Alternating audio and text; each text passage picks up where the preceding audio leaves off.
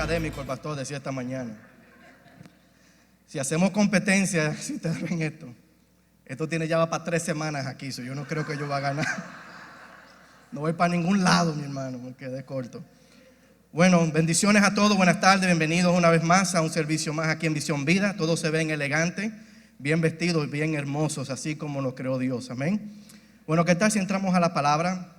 Hoy vamos a ver un conflicto dado por Dios, God's given conflict, conflicto dado por Dios.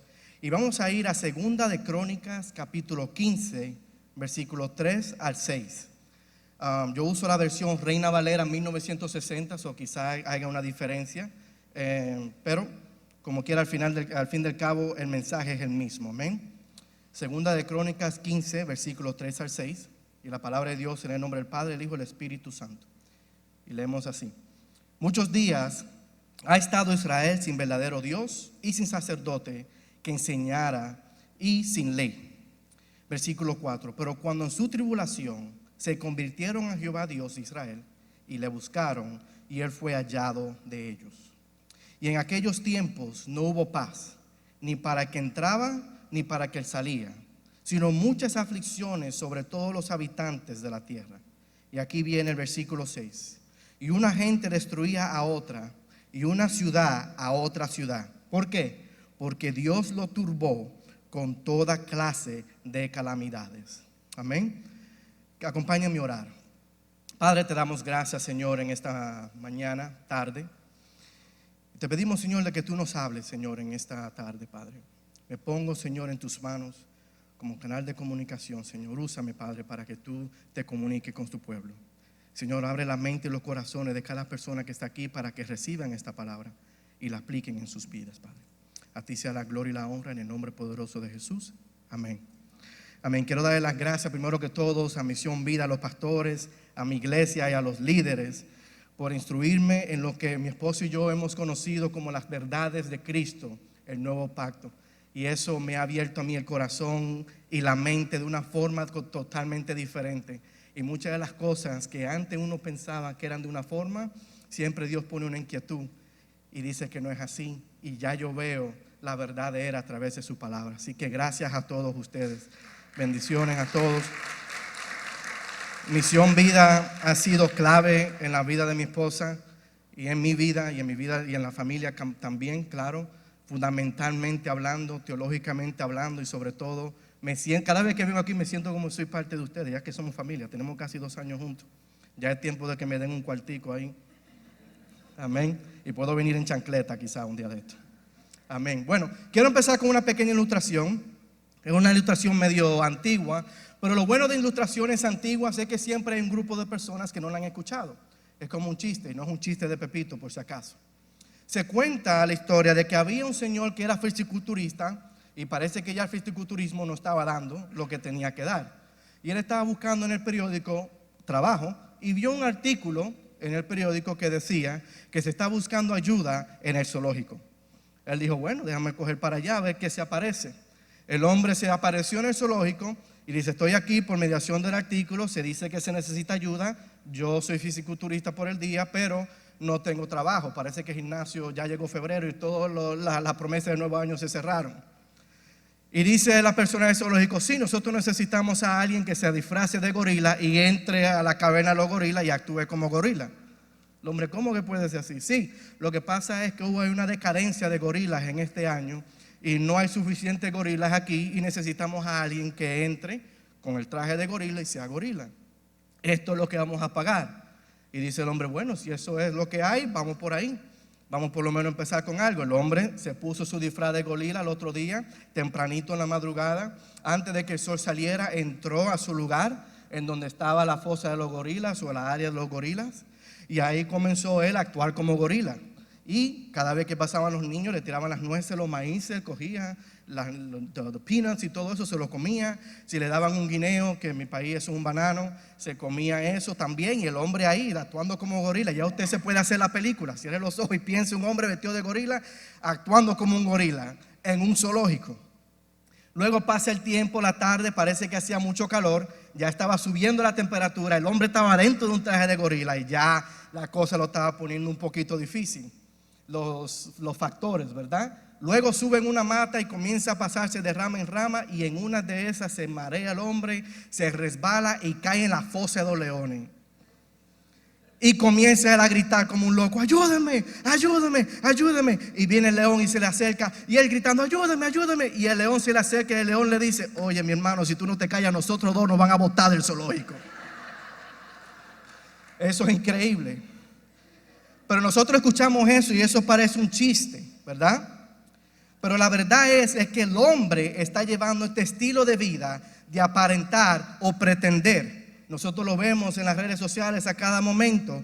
Vemos un estilo de vida que el hombre lleva a cabo supuestamente en las redes, pero la realidad es otra, ¿verdad?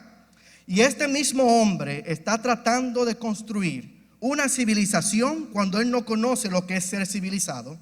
Él está proyectando su posición artística, pero él no sabe ni conoce quién es el artista maestro. Y él moraliza en la vida, pero él no conoce quién da las leyes de la moral.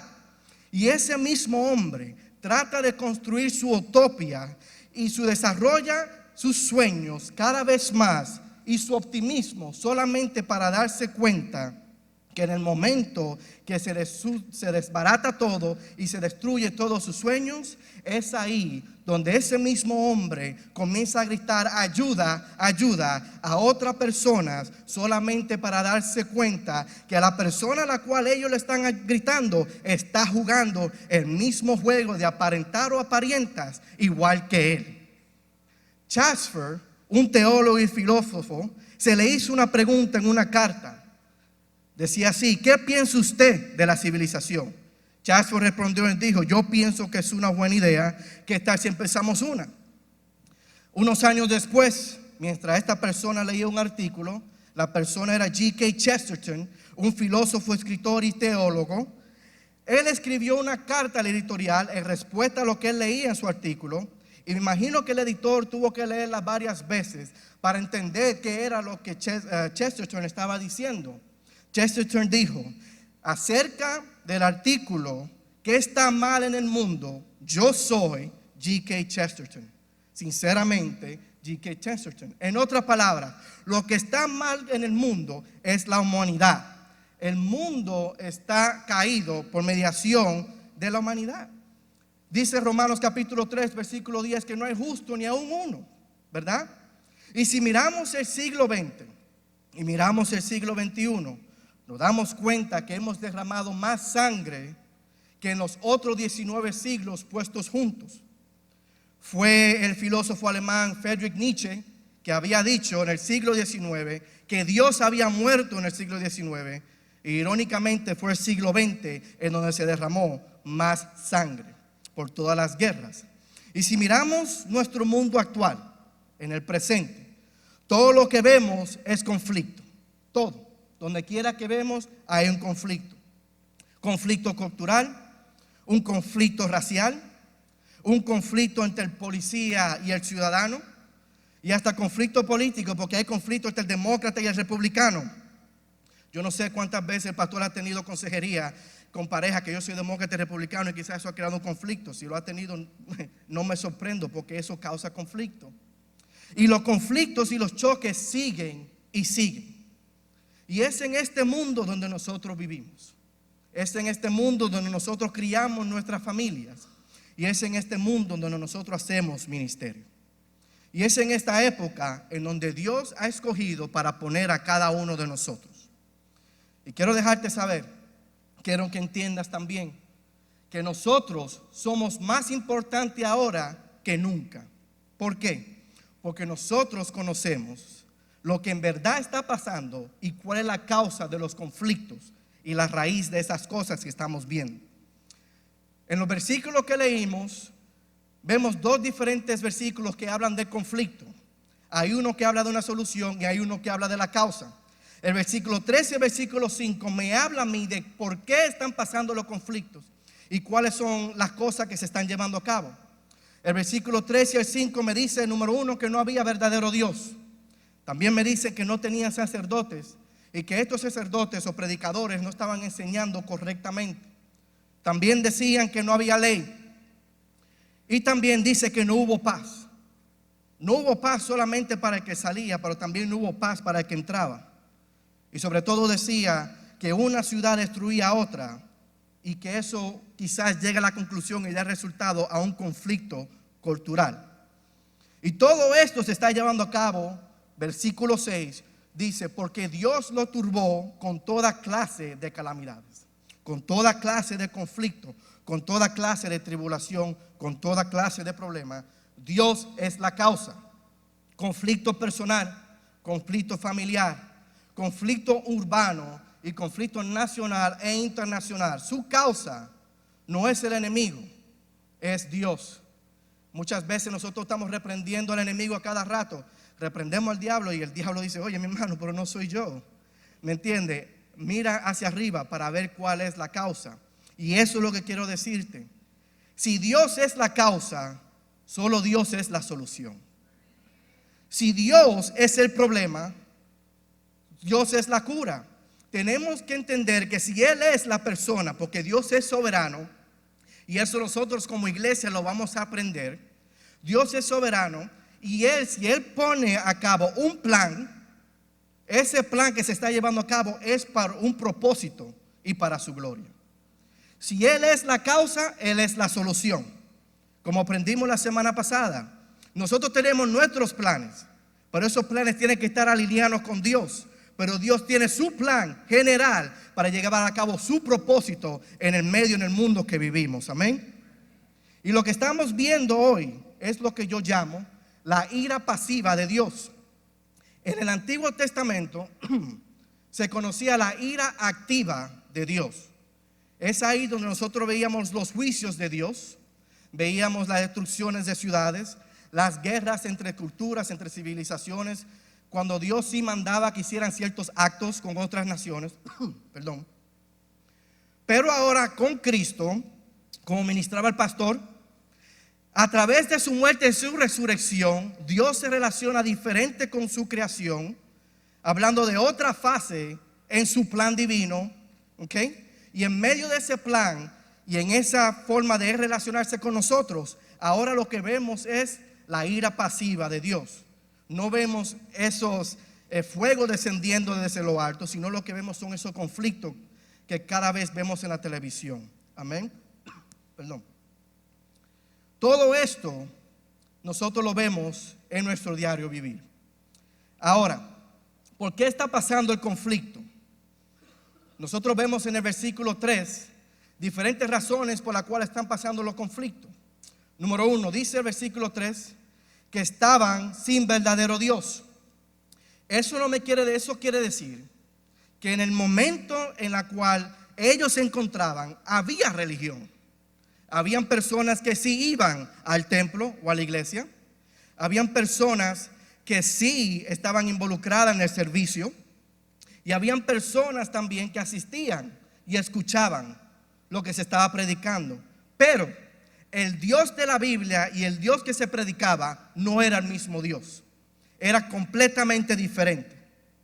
Y lo que pasa es que el hombre reemplazó la ley de Dios y la cultura y la civilización crearon su propia religión y no existía el verdadero Dios. Y la religión, lamentablemente, lo que busca son formas externas para justificarse.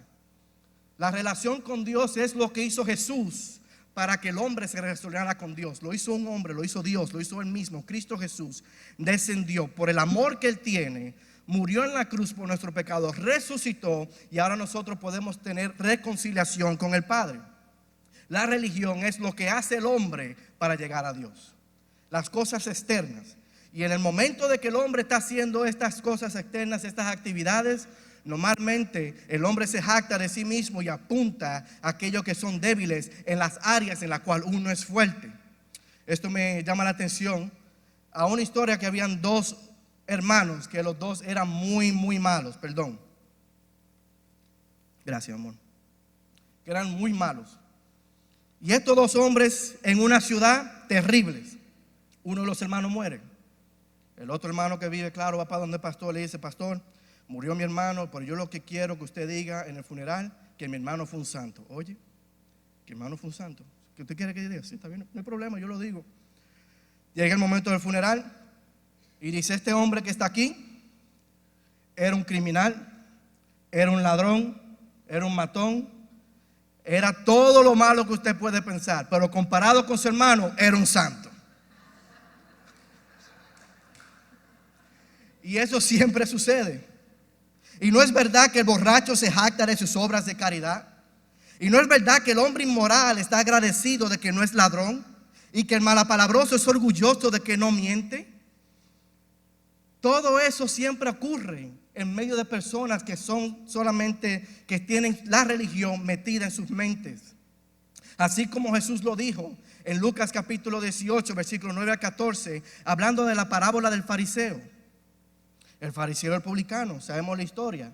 ¿Qué dice? El fariseo decía, eso era un contrast, que me encanta. Thank you. Dígalo más alto. Thank you. Contrastes. Le estaba diciendo a Andrés que la prédica de él estuvo excelente la semana pasada. Y tuve que verla por el video varias veces porque hay cierto vocabulario colombiano que yo no me lo entiendo. Tuve que buscar a Google, principalmente los dichos del abuelo, porque yo dije, déjame ver cómo yo agarro esto y lo aplico. Gracias, Andrés. Contraster. All right. Eso está. Aprendan a hacer culiquitaca, porque cada vez que ustedes me dicen culiquitaca, siempre tiquitaca, triqui. Ustedes parece que tiraron una lata por un callejón y lo que sonaron, eso fue lo que ustedes escribieron en un papel. Bueno. ¿Dónde estábamos? Que me perdí. El fariseo y el publicano. Como lo dijo Jesús, el fariseo se jactaba de sus obras. Yo ayuno una vez a la semana, queriendo decir que él tenía 52 ayunos en un año. Yo hacía esto y hacía lo otro, daba los diezmos. ¿Qué no hacía el fariseo? Y después él decía, yo no soy como este publicano, este ladrón que está ahí. Y el publicano decía, Señor, perdóname, porque como soy publicano, yo entiendo mi condición. Y dice Jesús que el publicano se fue justificado. ¿Cuál de los dos fue el que se fue justificado? El publicano. ¿Por qué? Porque el publicano tenía esa humildad y él entendía su condición delante de Dios. Y esa es la clave. Muchas personas no conocen su condición delante de Dios. La condición de que de pecador, de que estamos muertos espiritualmente, necesitamos vida espiritualmente a través de Cristo Jesús. Entonces la religión no es igual a Cristo Jesús. Amén. La razón número 2, también todo está en el versículo 3. Vimos número 1, que no había verdadero Dios. Número 2, sin sacerdote. El púlpito tenía predicadores, pero no estaban diciendo mucho. Cuando el púlpito es débil, los miembros son débiles. Y cuando los miembros son débiles, el pueblo elegido de Dios no está llevando a cabo su función correctamente. Cuando los santos de Dios no pueden ser encontrados, cuando los justos de Dios, su pueblo no puede ser encontrado, nuestra ciudad está en peligro. Y el versículo 3 no solamente nos dice que estaban sin sacerdote, pero también dice que no enseñaban correctamente. En otras palabras, el desarrollo que ellos tenían en su iglesia no era un desarrollo de calidad bíblica. Y el resultado de todo esto, de sin verdadero Dios, sin sacerdote que enseñaran y sin sacerdote que enseñaran, era que no tenían ley, era sin ley. No había ley. Había la ley del postmodernismo, lo que vemos ahora. La ley que se inventa el hombre. En este mundo que vivimos ahora no existen absolutos. Al menos que aquello que tú llamas absoluto es absolutamente absoluto para ti, porque eso es lo que tú crees en tu mente que es absoluto. Y eso es un problema. Por lo de Dios, quiero dejarles saber en esta tarde que en estos tiempos no es para cristianos débiles. Todos, yo me incluyo también en el paquete. Nosotros no estamos llamados para ser débiles. Y como decía hace unos minutos atrás, cuando el pueblo de Dios no puede ser encontrado, la ciudad está en peligro. Y como hablaba con nuestro hermano Jesús durante la clase de liderazgo, le decía yo a él que hay muchas personas que dicen, bueno, sabemos que la tribulación viene, que el mundo se va a acabar en un tiempo. Otros que dicen, bueno, si ya Dios ha elegido los santos, ¿por qué tenemos que llevar a cabo la predicación? ¿Por qué nosotros tenemos que estar envueltos en la ciudad sabiendo que ya hay un plan para destruir todo esto que existe? Bueno, de la misma forma que tú haces dieta y tú haces ejercicio sabiendo que tú te vas a morir un día de esto. Porque la realidad de la muerte no es una excusa para la inerta. Así que la realidad que nosotros sabemos es que hay un futuro que se espera para este mundo. No quiere decir que tenemos que ahora nosotros estar estáticos. Tenemos que estar activos. Amén. No sé si eso hace sentido lo que le estoy diciendo. Amén. Y ahora el versículo 4. Interesante. Pero el versículo 4 dice que en su tribulación llamaron a Dios, lo buscaron y fue hallado por ellos. En otras palabras, Dios los puso en una posición que solamente Él puede arreglar, en donde Dios solamente puede ayudar. Yo no sé cuántos de ustedes han ido a Islands of Adventure en Orlando, ahí donde están todas las montañas rusas. Yo me monté en The Hulk. Voy a decir la historia del Hulk. ¿Cuántos han escuchado del Hulk? Hulk es una montaña rusa que tú te sientas. Yo la vi. Yo dije, bueno, Señor, vamos a ver si tú vas conmigo para allá arriba. Y Norita va conmigo. Nos fuimos para allá arriba, nos sentamos en el carrito. El Hulk es un poquito diferente porque tú empiezas como en 45 grados así. Tú vas caminando y después te tira como un cañón, ¡pam! Y te toca con limón. Y después da como 25 vueltas y es increíble e impactante. Y yo miré eso, y yo miré a Nori y yo dije, bueno, esto es lo que hay. Vamos a crear este conflicto porque yo quiero ver cuál es su reacción. Nos sentamos ahí, nos subimos en esa montaña rusa. Mi hermano, cuando se terminó la montaña rusa, usted pensaba que era solamente un asiento para dos. Eso que pasó ahí fue creado, ¿para qué? Para que ella se atrayera a mí. Yo no sé cuántos de ustedes han hecho un conflicto entre familias o con sus padres, o ustedes hombres, si usted ha tirado un piropito a su esposa o a su novia, déjame crear un ambiente aquí para que yo sea la persona que esté en cargo de este ambiente, para que ella solamente tenga que mirar me tenga que mirar a mí directamente. Si usted no lo ha hecho, usted tiene que hablar conmigo después del culto. ¿Ok? Porque eso trabaja. Lo mismo hace Dios. Dios creó un conflicto, Él creó una causa que solamente Él podía ayudar. ¿Para qué? Para que el pueblo de Dios se diera cuenta y dice, no, yo tengo que ir para mi Dios, yo tengo que regresar hacia Él. ¿Por qué? Porque ya yo entiendo que Él es la causa, ahora yo entiendo que Él es la solución. Amén. Ahora yo puedo regresar una vez más hacia mi Dios.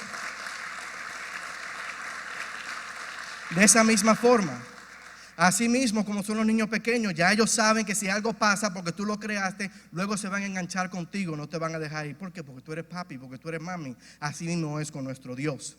Y muchos piensan que la educación es la solución. Quiero decirte que la educación no es la solución. Dijo D.L. Moody que si una persona que se roba las tuercas y los tornillos de una vía de trenes recibe un título universitario, terminaría robándose la vía y el tren completo. Y eso es cierto. Muchos piensan que la solución está en la Casa Blanca. Dios no va a pasar por encima de su casa para ir directamente a la Casa Blanca a arreglar la situación. Efesios 3:10 dice que primeramente Dios trata con su pueblo, con su casa, con la iglesia, para resolver lo que está aquí, para luego seguir adelante. ¿Por qué? Porque Él nos ha dado a nosotros una autoridad para llevar a cabo la función desde los cielos aquí en la tierra. La solución somos nosotros. La solución eres tú y es yo. Nosotros todos somos la solución para el conflicto. ¿Por qué?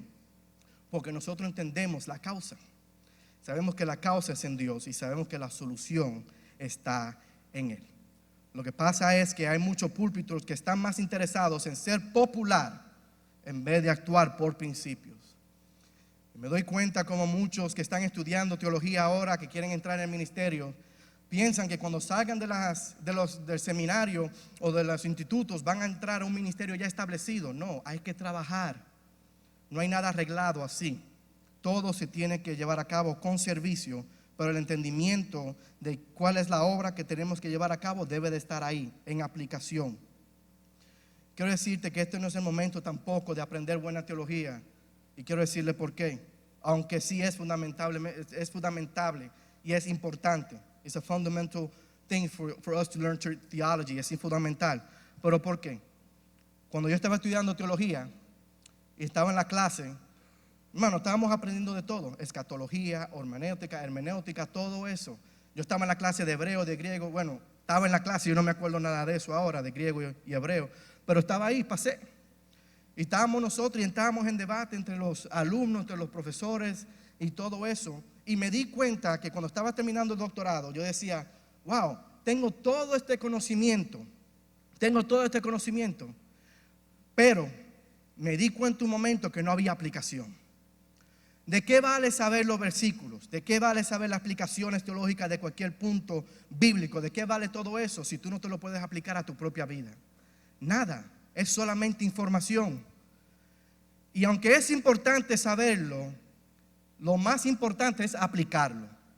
Porque la palabra de Dios no es un libro, no es una obra de literatura, es palabra viva, es vida, es palabra revelada desde lo alto para que nosotros reconozcamos quién es Dios.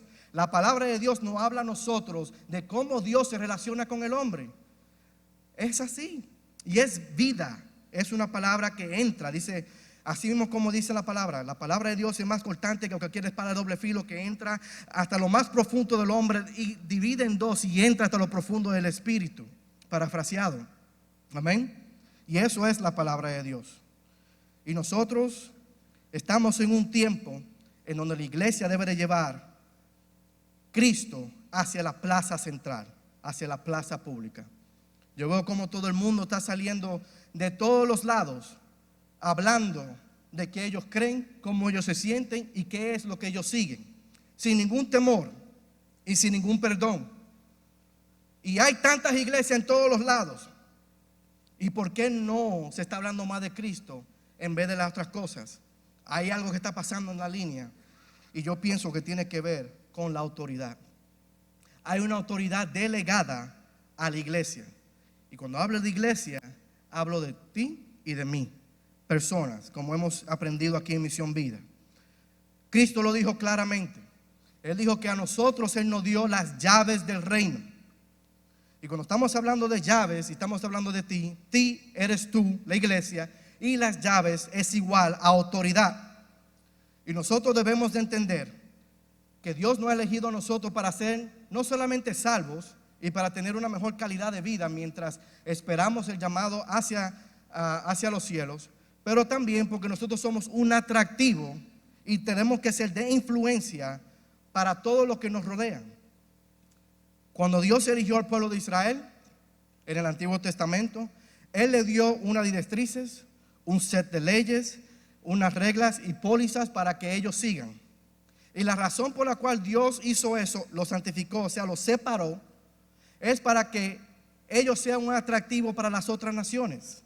Para que cuando las otras naciones vean cómo ellos se comportan, cómo ellos hablan y cómo ellos se conducen, las otras naciones puedan decir: ¿quién es esta nación con este Dios que hace tantos milagros?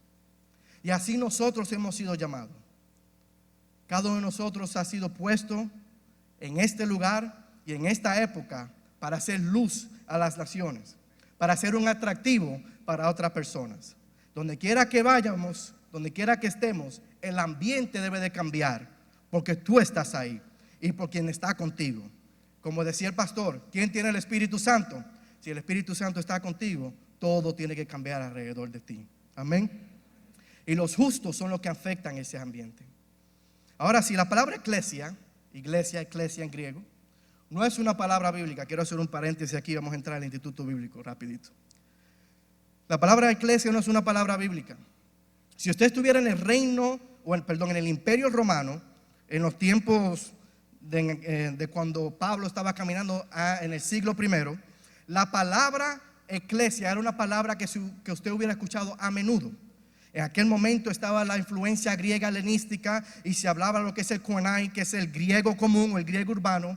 Y esa palabra eclesia es una palabra que se usaba a menudo. No es algo que estaba fuera de lo común en ese vocabulario en aquel entonces. Cuando se habla de la palabra eclesia, se habla de una asamblea o un grupo de personas que se encargan para llevar a cabo un proceso legal. Entonces es una palabra que tiene una connotación legal. La palabra en sí quiere decir llamados afuera. Ahora, la pregunta sería: ¿llamados de dónde ¿Para qué y hacia dónde?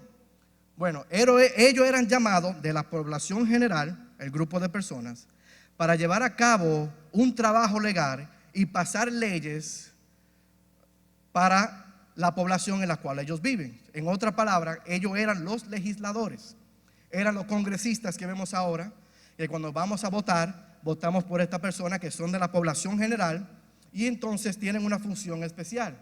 Eso eran lo que eran llamados afuera. La palabra eclesia era un grupo de personas que llevaban a cabo una obra legal.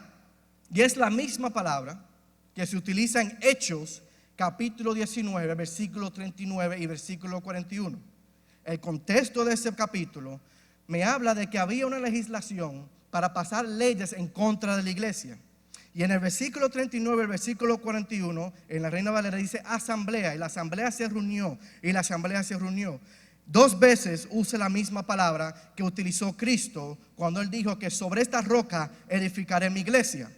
Cristo entiende la connotación de esa palabra y como ya Él tiene un plan eterno y Él lo va a instalar en una nueva fase, Él coge esa palabra, la santifica, en otra palabra, la separa para una obra especial y Él dice que ahora voy a utilizar mi grupo legal para que lleve a cabo una legislación desde los cielos hacia la historia. En otra palabra, nosotros somos embajadores. Tú y yo somos embajadores. Nosotros somos una pequeña representación aquí en la tierra que representa una nación más grande en los cielos. Nosotros estamos aquí para llevar a cabo y reflejar los sistemas y los valores que están en el cielo. Pero para eso Dios nos ha dado la autoridad que tenemos de parte del reino. Por eso que Cristo dijo, y a ti te daré las llaves. Vamos a hablar de las llaves. Algunos han tenido problemas un día que no encuentran las llaves y tienen que ir para el trabajo. Yo no sé a cuántos se les han perdido las llaves. A mi mamá le pasaba a cada rato. Y también hay personas que tienen un llavero y tienen como 40,000 llaves y no saben cuál llave va para dónde cuál. Eso es una confusión. Pero Dios es bien específico porque Él dice, no te daré cualquier llave, Él dice, te daré las llaves del reino. Ahora, cuando hablamos de llave, hablamos de autoridad. ¿Y por qué hablamos de autoridad? Porque debe de haber un permiso dado por alguien para que tú puedas utilizar esa llave para entrar al lugar a donde esa llave te da el permiso. Si yo voy a utilizar a Esteban como ejemplo, Esteban, Dios te bendiga. Si Esteban me ve que yo estoy tratando de entrar al carro de Esteban sin la llave de Esteban, Esteban va a llamar a la policía, aunque sea José Gómez. ¿Por qué? Porque José Gómez algo pasó. Supuestamente estaba dando fruto y no lo está dando. No son las llaves autorizadas por Esteban. Esteban nunca me dio a mí la autoridad para utilizar las llaves de él para entrar a su automóvil. De igual manera, si yo veo a alguien que está tratando de entrar a mi casa sin las llaves que yo le he dado, hay que llamar a la policía también. Entonces la autoridad es dada por el cielo. ¿Y cómo sabemos que la iglesia tiene autoridad con esas llaves?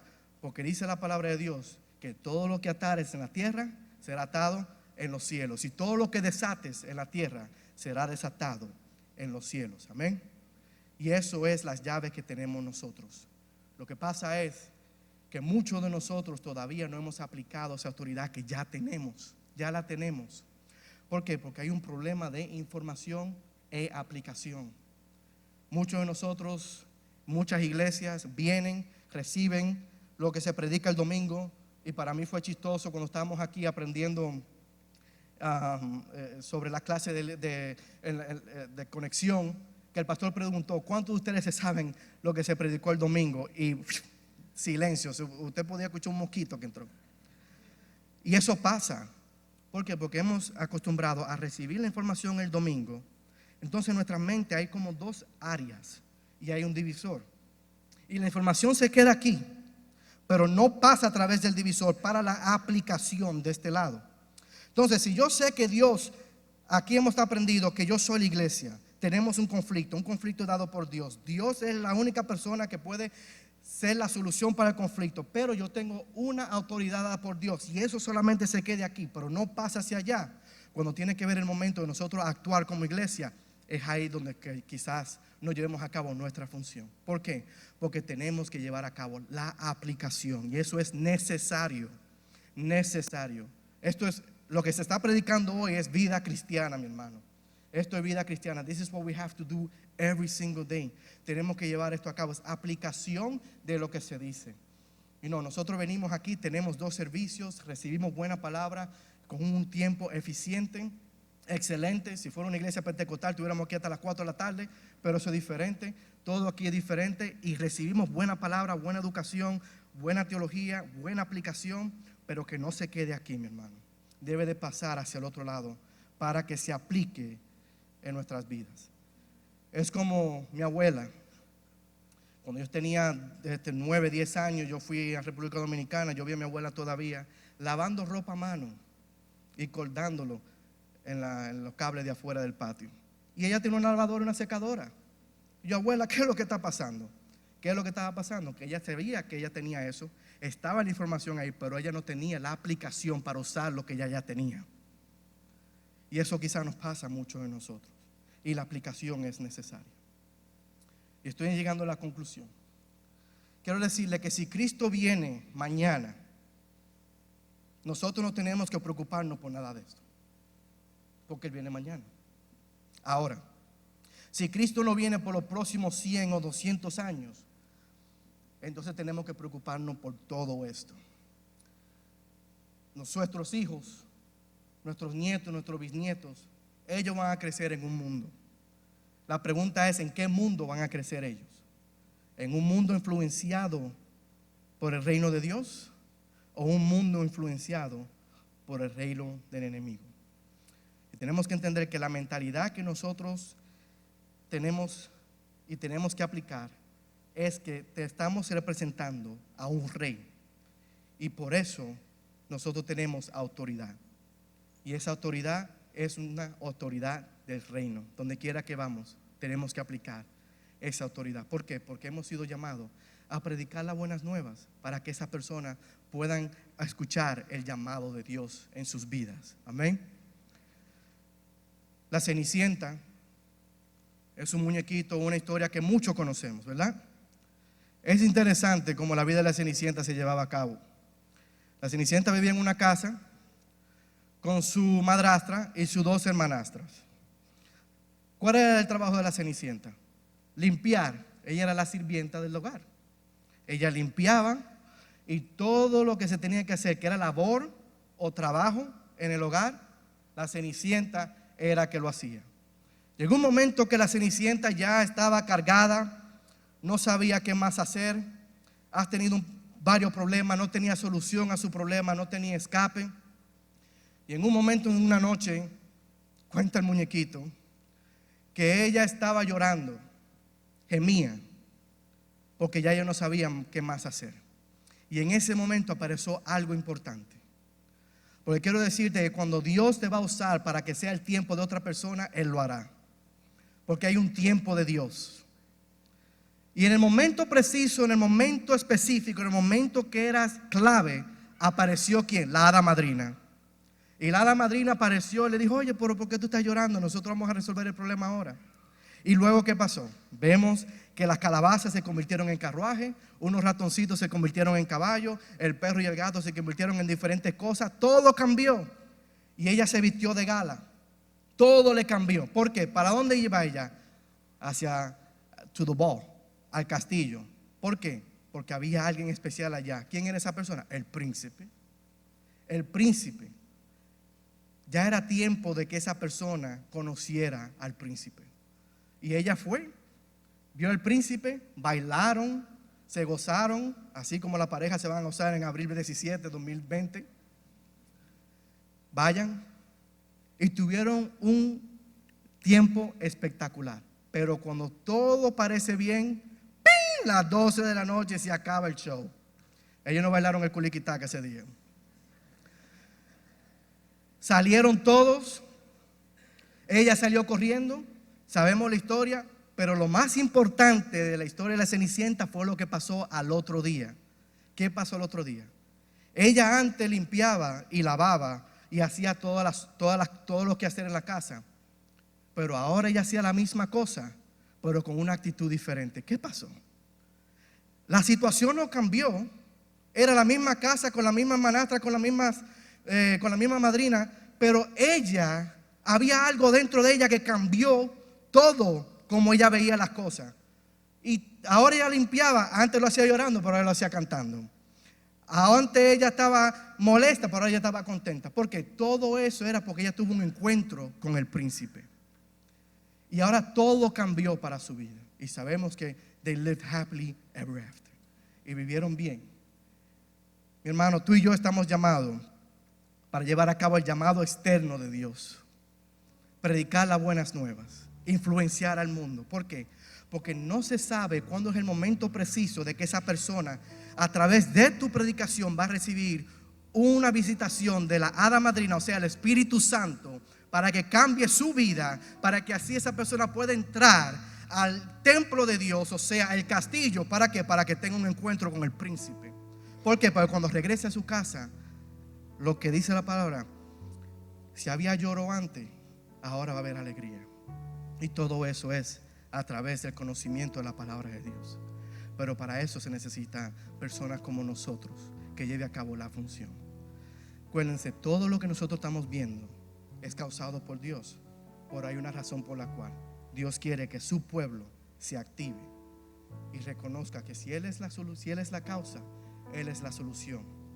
Así que vamos a trabajar juntos para llevar a Cristo hacia la plaza pública, la plaza central, para que otros puedan disfrutar de lo que nosotros disfrutamos aquí juntos como familia, que es la presencia de Dios y sobre todo la calidad de vida que solamente Cristo nos da. Y claro, como denominador común tenemos salvación en Cristo Jesús. Amén. Amén. Que el Señor le bendiga en esta tarde.